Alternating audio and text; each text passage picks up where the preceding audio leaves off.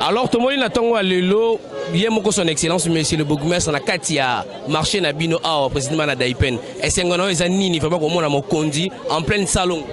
Na sepeli mingi esengona ngezali komona mokonzi na kati ya marché na ngai pona kosala salon au général na sepeli makasi mais souci na ngai ezali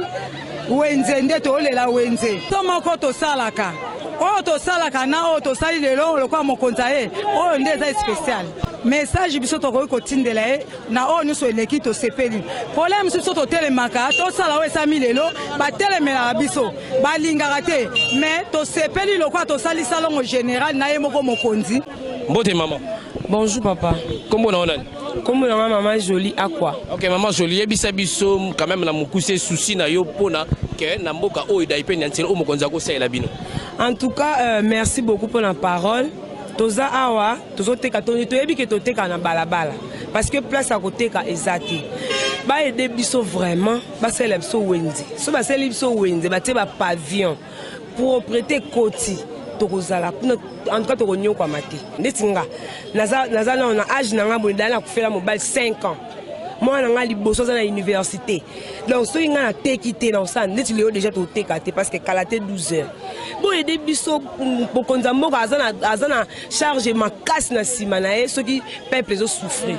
donc a aider biso soki a tchepena motema na terrain wana atongela biso wenze na ndimite 1 mois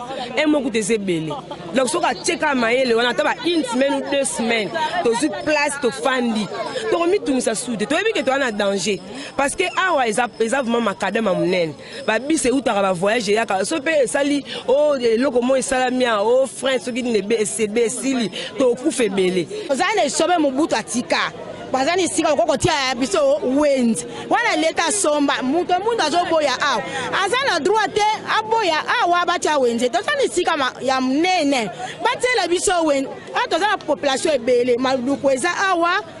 totia mikaweza awa bamboke ebele baza awa shimo mwa place eza muke tozana kati wenze Daipen eza wenze anatanda balukela biso wenze leo tomoni mokonzi kiti ayeko honorer parole na yeke no bolongwa tozwa solution nde totala comment zo réagir toza ba membre à sécurité tozo soutenir ye à ça la réaction na itina suka tozwa développement na